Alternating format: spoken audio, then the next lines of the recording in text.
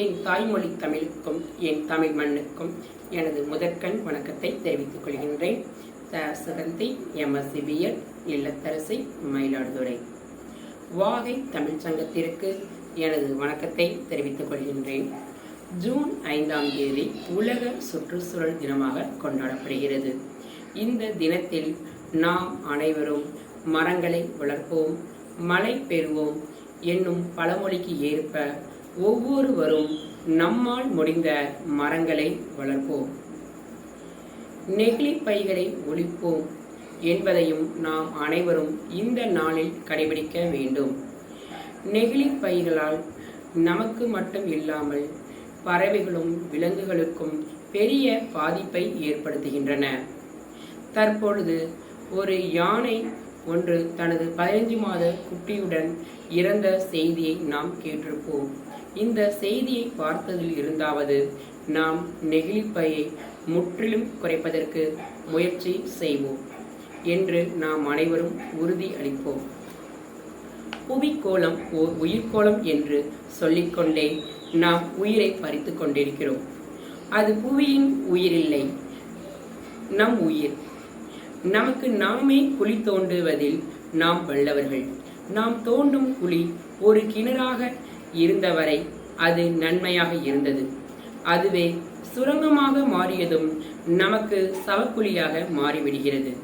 புவியின் மையம் வரை ஒரு கிணறு தோண்டி அதில் ஒரு செங்கலை போட்டால் அது ஒரு தரையை சென்றடைய 45 நிமிடங்கள் ஆகும். பொதுவாக சுரங்கங்கள் 400 மீட்டருக்கு கீழே செல்வதில்லை.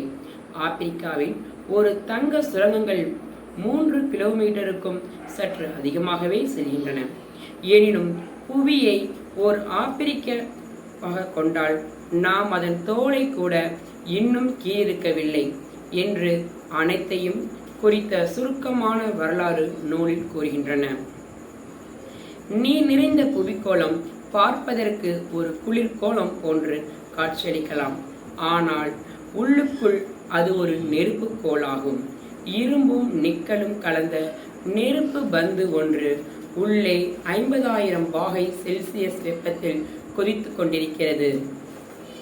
புவியின் உள்ளுரை மட்டுமின்றி அதன் மேலுரை என்பதும் 4500 முதல் 5000 பாகை செல்சியஸ் கொதிநிலை திரவத்தால் ஆனது. இந்த நெருப்பு குழம்பை மூடியிருக்கும் மேலோட்டின் மீதுதான் நாம் வாழ்க்கை நடத்துகின்றோம். நாம் இதை அப்படி மேலோட்டின் மீது நடக்கும் பொழுது அடிக்கடி மறந்து விடுகிறோம் என்பதால் தான் இயற்கை அவ்வப்போது வெடித்து நமக்கு நினைவுறுத்துகிறது. அதை தான் நாம் எரிமலை என்கிறோம். எரிமலைகள் இல்லை எனில் நம் வாழ்க்கையும் இல்லை. எரிமலைகளை புவிப்பரப்பின் மேடு பள்ளங்களை உருவாக்கின. மேடுதான் நாம் வாழும் நிலமாகிறது. இதுவே சமநிலமாக இருந்தால் புவி முழுவதும் 4 கிலோமீட்டர் ஆழத்துக்கு நீரால் பொருத்தப்பட்டு இங்கு மீன்கள் மட்டுமே வாழ்ந்திருக்கும். எரிமலைகள் வளிகளை வெளி தள்ளியதால் தான் நம் வளிமண்டலம் உருவானது. பகலில் வெப்பத்தை கட்டுப்படுத்தும் வளிமண்டலம் இரவில் அதற்கு நேர்மாறாக புவியை சற்று சூடாக வைத்திருக்கும். இந்த கட்டுப்பாடு அமைப்பு இல்லையெனில் புவி உருண்டையானது ஃப்ரீசரில் வைத்த போண்டாவாக மாறியிருக்கும். அதாவது -50 பாகை செல்சியஸ் உயிர்களற்ற பனிக்கட்டி உருண்டையாக இருந்திருக்கும். பனி உருண்டையாக மாறிவிடாமல் தடுக்கவே நைட்ரஜன், ஆக்சிஜன், ஆர்கன், கரிவளி, neon, helium, methane, krypton, hydrogen, nitrogen oxide, ozone, nitrogen dioxide, iodine, ammonia ஆகியவற்றை சரியான விகிதத்தில் கலந்து அத்துடன் சில சிட்டிகை நீராவியையும் சேர்த்து வளிமண்டலம் சமைக்கப்படுவதை போல் காணப்படுகிறது. கடல் அலைகளின் இயக்கம் என்பது இயற்பியல். அதில் உள்ள உப்பு வேதியியல். கடல் நீரில் வாழும் பாசிகள் உயிரியல். இவ்வாறு கடல் என்பது தனித்தனியே தான் பிரித்து பார்க்கப்பட்டது. புவி எப்படி நிலையாகவும் குளிர்ச்சியாகவும் நீடிக்கிறது என்ற ஆய்வின் போது கடலில் இயற்பியல் வேதியியல் காரணிகளே முதலில் ஆய்வு செய்யப்பட்டன. வெகு தாமதமாகவே அதில் உயிரினத்தின் பங்கிருப்பது புரிய வந்தது. கடலில் கல்கேரியஸ் ஆல்கே போன்ற கோடானு கோடி பாசிகள் உள்ளன. அவை மழை நீரில் உள்ள கார்பனை சிறைப்பிடித்து அதை கார்பன் டை ஆக்சைடு வடிவில் கடலுக்குள் சேமிக்கிறது. இந்த உண்மையை கண்டறிந்த பிறகே கடல் பாசிகளுக்கும் பருவநிலை மாற்றத்திற்கும் இடையே அதியமான் ஔவையார் போல் ஒரு தோழமை இருப்பது புரிந்தது. வளிமண்டலம் அதியமான் என்றால் அது வழங்கும் நெல்லிக்கனியே கார்பன் ஆகும். வளிமண்டலம் உயிரற்ற பொருளாக தோன்றினாலும் அது ஒரு பறவையின் இறகை போன்றதே என்று கவித்துவமாக கூறுவார் ஜேம்ஸ் லவ்லாக். உயிர் கட்டுமானத்தின் இன்றியமையாத பகுதி அது. இறகின்றி பறவை இல்லை. பறவையை உயிருக்கு ஒப்பிட்டால் வளி, கடல், நிலம் அனைத்தும் உயிரின் கூறுகள். அவற்றை தனித்தனியே பார்த்தால் இறகு உயிரற்ற பொருள். ஒட்டுமொத்தமாக பார்த்தால் பறவை ஓர் உயிரினம். ஆகவே புவிக்கு உயிர் உள்ளது என்கிற கருத்து மெல்ல உருவாக தொடங்கியது. ஜேம்ஸ் லவ்லாக் என்பவர் புவி என்பது ஒரு தனித்த உயிரினம் என்று அறிவித்தார்.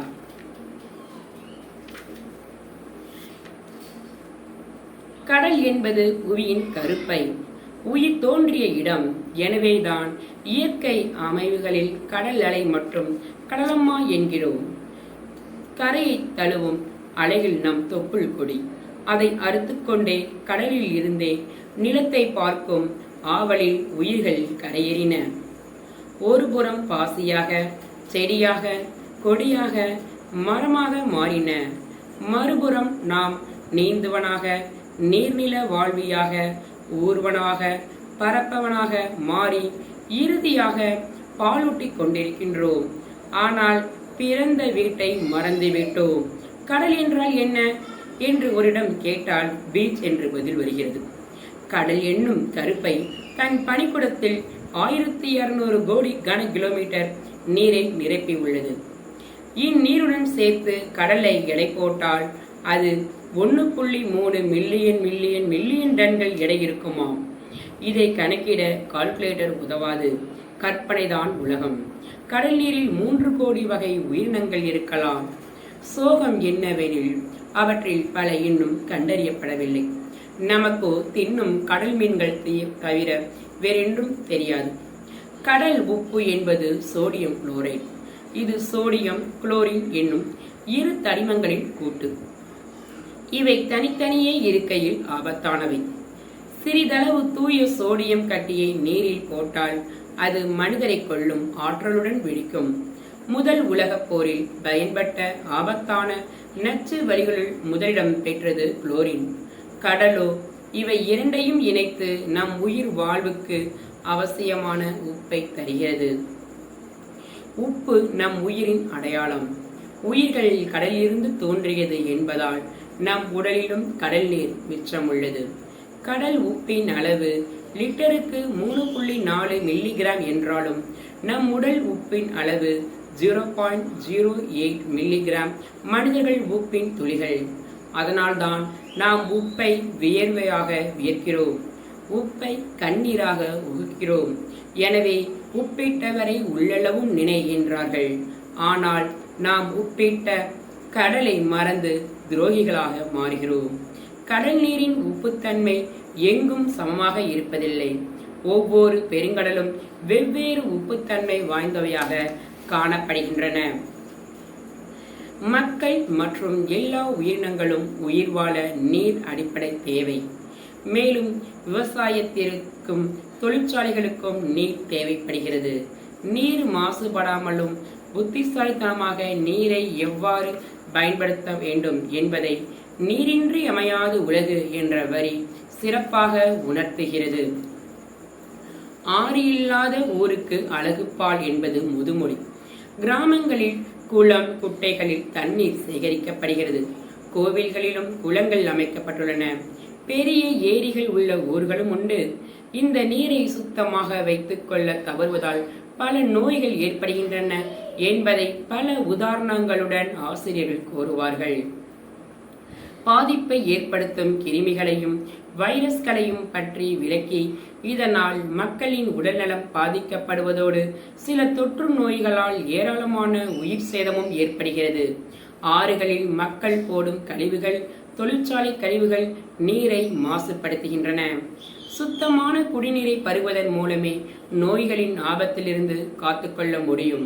கிணற்று நீரையும் ஆறு, குளங்கள், ஏரிகளில் உள்ள நீரையும் மாசுபடாமல் காப்பது நமது அனைவரின் கடமையாகும். மழைநீரை சேமிப்போம். மழைநீர் உயிர்நீர் என்பதை உணர்வோம். தாயை பழித்தாலும் தண்ணீரை பழிக்காதே என்று தமிழில் ஒரு முதுமொழி இருக்கிறது. தாயை காட்டிலும் உயர்ந்த நிலையை தண்ணீருக்கு நம் முன்னோர்கள் தந்த உயர்வை இது காட்டுகிறது. தாய் ஒருவனை, ஒரு குடும்பத்தை வாழ வைப்பவள். தண்ணீர் ஒரு சமுதாயத்தையே, இந்த உலகத்தையே வாழ வைப்பது. அதனால்தான் தாயை காட்டிலும் தண்ணீரை உயர்ந்ததாக கருதினார்கள். நாம் தண்ணீரை சிக்கனமாக சேமிப்போம். நம் தலைமுறைகளுக்கு நாம் சொத்து சேர்ப்பதை விட நல்ல நீர், நல்ல காற்று இவற்றை கொடுப்பதுதான் முக்கியம் என்பதை உணர்வோம். காற்று மாசை தடுக்கும் ஆடு மாடுகளை பற்றி பார்ப்போம். கால்நடைகளின் மேய்ச்சல் என்பது பூமி பந்தில் வளிமண்டலத்தில் உள்ள கார்பன் அளவை குறைக்க உதவுகிறது என்று சமீபத்தில் ஆய்வுகள் தெரிவித்தன. அதாவது புற்களுக்கு கார்பனை கிரகித்துக் கொள்ளும் திறன் உண்டு என்பதை விஞ்ஞானிகள் அறிந்துள்ளார்கள். ஆடுகளை கூட்டம் கூட்டமாக மேய்ச்சலுக்கு அல்லது கிடைப்போட ஓட்டி செல்கிறார்கள். அப்போது ஆடுகளும் மாடுகளும் நிலத்தின் மேல் புறத்தில் வளர்ந்து கிடக்கும் புற்களை மேய்கின்றன. அத்துடன் புற்கள் அழிந்து விடுவதில்லை. சில நாட்கள் காற்றில் இருக்கும் கார்பனை எடுத்துக்கொண்டு புற்கள் மீண்டும் முளைக்க தொடங்குகின்றன. இதன் மூலம் காற்றில் கார்பன் அளவு ஒவ்வொரு நாளும் குறைக்கப்படுகிறது என்பதை தான் இந்த ஆய்வுகள் உணர்த்துகின்றன. ஒரு மாடு மற்றும் ஒரு ஆடு தினந்தோறும் சுமார் 3 கிலோ முதல் 7 கிலோ புற்களை மேய்ச்சல் நிலங்கள் மூலம் எடுத்துக்கொள்கிறது. தமிழகத்தை எடுத்துக்கொண்டால் ஒவ்வொரு நாளும் லட்சக்கணக்கான ஆடுகள், மாடுகள் மேய்கின்றன. இதன் மூலம் கால்நடைகளுக்கு உணவாகும் பொருட்கள் மீண்டும் முளைக்க எந்த அளவுக்கு கார்பனை எடுத்துக்கொள்கின்றன என்பதை நினைத்தால் வியப்பாக தான் இருக்கும். எந்த அளவுக்கு ஆடு மாடுகள் செயல்பட்டு காற்றை மாசு அடையாமல் பாதுகாத்து வருவதாக சுற்றுச்சூழல் ஆய்வாளர்கள் கூறுகிறார்கள். நாம் மனிதர்களாகிய நாம் சுற்றுச்சூழலை பாதுகாக்க வேண்டும் என்பதை உணர வேண்டும். மண், காற்று, தண்ணீரை மாசுபடுத்தும் மருத்துவ கழிவுகளை பற்றி பார்ப்போம். நகரங்கள், கிராமங்கள் என்று அனைத்து இடங்களிலும் பல்வேறு கழிவுகள் உருவாகின்றன. இந்த கழிவுகள் சாதாரண கழிவுகள் மற்றும் அபாயகரமான கழிவுகள் என்று பிரிக்கப்படுகின்றன. இதில் மருத்துவ கழிவுகளை சரியான முறையில் அப்புறப்படுத்தாத நிலையில் அவை மிக மோசமான விளைவுகளை மனிதர்களுக்கும் சுற்றுச்சூழலுக்கும் ஏற்படுத்துகின்றன. பொதுவாக ஒரு மருத்துவமனை படுக்கையில் நாள் ஒன்றுக்கு 1 முதல் 2 கிலோ வரை மருத்துவ கழிவுகள் உருவாகும் என்று மதிப்பிடப்பட்டுள்ளது. இந்த கழிவுகளில் நோயாளிகளுக்கு பயன்படுத்தப்பட்ட சிரஞ்சி மற்றும் ஊசிகள் பெருமளவில் இருக்கும். நாடு முழுவதும் ஆண்டுக்கு 400 முதல் 500 கோடி யூனிட் மருத்துவ கழிவுகள் வெளியேறுவதாக கூறப்படுகிறது. இவை குப்பைகளில் கொட்டப்படும் கிடங்கில் இருப்பதால் பொது சுகாதாரம் மற்றும் சுற்றுச்சூழல் கேடு விளைவிக்கிறது. குறிப்பாக மருத்துவ கழிவுகளை சரியான முறையில் அப்புறப்படுத்தாமல் அவற்றை மனித குடியிருப்பு பகுதியில் கொட்டும் போது அந்த பகுதியில் வாழும் மக்களுக்கு தொற்று நோய்கள் ஏற்படுகின்றன. அதிலும் காசநோய், தட்டம்மை, ஸ்ட்ரெப்டோகாஸ், நிமோனியா என்னும் சுவாச கோளாறுகள் போன்றவைகள் ஏற்படுகின்றன. புற்றுநோய்க்கான கீமோதெரபி, கதிரியக்க சிகிச்சையில் பயன்படுத்தப்படும் கழிவுகள் தெரியாமல் கையாளும் போது தலை சுற்றல், தலைவலி உள்பட பல்வேறு பாதிப்புகள் உண்டாகின்றன. மேலும் காலரா, ஒட்டுண்ணி புழுக்கள் போன்ற இரைப்பை குடல் பாதிப்பு, தொற்று, வாந்தி ஆகியவை அசுத்தமான மருத்துவ கழிவுகள் மூலம் மனிதர்களை பாதிக்கின்றன. இந்த மருத்துவ கழிவுகள் ஓரிடத்தில் நீண்ட நாட்கள் கிடந்தால் மண், நீர் மற்றும் காற்று மாசுபடுத்துவதாக சுற்றுச்சூழல் ஆய்வாளர்கள் கூறியுள்ளார்கள். இது போன்ற நிகழ்வுகளை நாம் தடுப்பதற்கு விழிப்புணர்வை ஏற்படுத்த வேண்டும். பெருநகரங்களில் காற்று மாசுபாடு ஏற்படுவதை பற்றி பார்ப்போம். இந்தியாவின் வளர்ச்சி பெற்ற பெருநகரங்கள் பலவும் காற்று மாசுபாட்டின் காரணமாக சிக்கலை சந்தித்து வருகின்றன. இதற்கு மிக சிறந்த உதாரணம் தலைநகரம் டெல்லி. சுவாசிக்க முடியாத அளவுக்கு டெல்லியில் காற்று மாசுபாடு இருப்பதால் பள்ளிகளுக்கு விடுமுறை விடப்படுகிறது.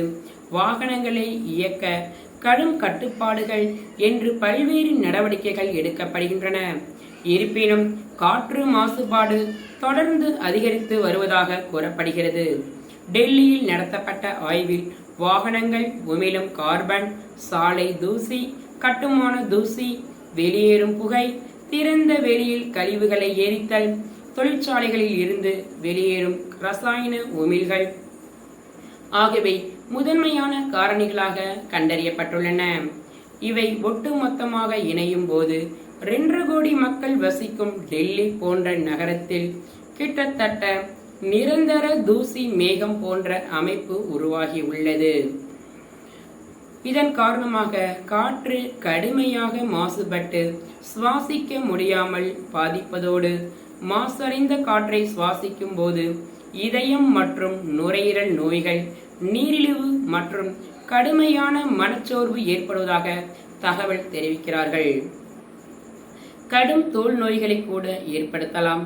கருவுறுதல், கருக்கள் மற்றும் குழந்தைகளையும் காற்று மாசுபாடு பாதிக்கலாம் என்று ஆராய்ச்சியாளர்கள் எச்சரித்துள்ளார்கள். இதை போன்று காற்று மாசுபடாமல் நாம் தடுப்பதற்கு முன்னெச்சரிக்கையை ஏற்படுத்த வேண்டும்.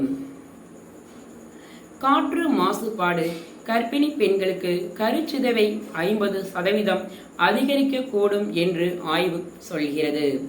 சீனாவின் பெய்ஜிங் பல்கலைக்கழகத்தைச் சேர்ந்த ஆராய்ச்சியாளர்கள் காற்று மாசுபாட்டிற்கும் கருச்சிதைவிற்கும் இடையில் உள்ள தொடர்பு குறித்து ஆய்வு செய்துள்ளார்கள்.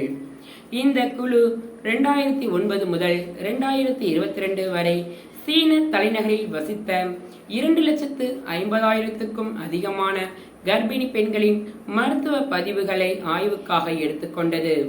காற்று மாசுபாட்டின் அளவு காரணமாக கருச்சிதைவு ஏற்பட 52% வாய்ப்பு இருப்பதாக ஆய்வில் கூறியுள்ளார்கள். எரிபொருட்களால் உருவாகும் நச்சு ரசாயனங்களின் அளவிற்கும் இதுவரை ஏற்பட்ட கருச்சிதைவுக்கும் இடையே ஒரு நேரடி தொடர்பை ஏற்படுத்துவதாகவும் கூறியுள்ளார்கள்.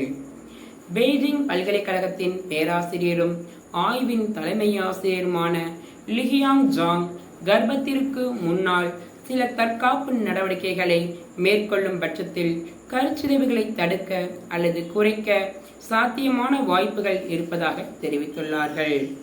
கர்ப்பிணி பெண்கள் அல்லது கர்ப்பமடைய விரும்புவோர் காற்று மாசுபாட்டில் இருந்து தங்களை தற்காத்து கொள்ள வேண்டும்.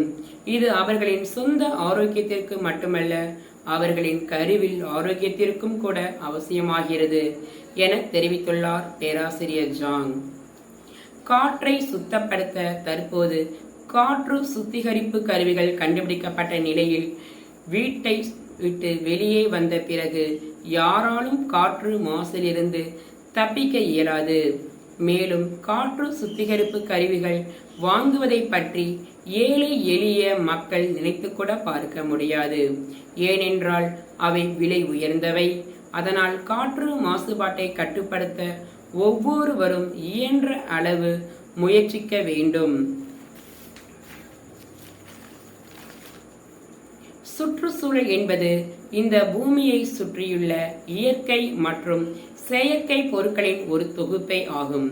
இப்பொழுது இருக்கும் அறிவியல் வளர்ச்சியில் ஒரு பக்கம் நன்மைகள் இருந்தாலும் மறுபக்கம் தீமைகளை ஏற்படுத்துகின்றன. நாம் இந்த பூமியில் வாழ்வது எவ்வளவு முக்கியமோ அதே அளவிற்கு தாவரங்களும் இந்த நிலப்பரப்பில் வாழ்வது அவசியம். பாலித்தீன் மற்றும் பிளாஸ்டிக் கழிவுகளை நிலத்தில் கொட்டுவதாலும் புதைப்பதாலும் நிலம் மாசடைகிறது.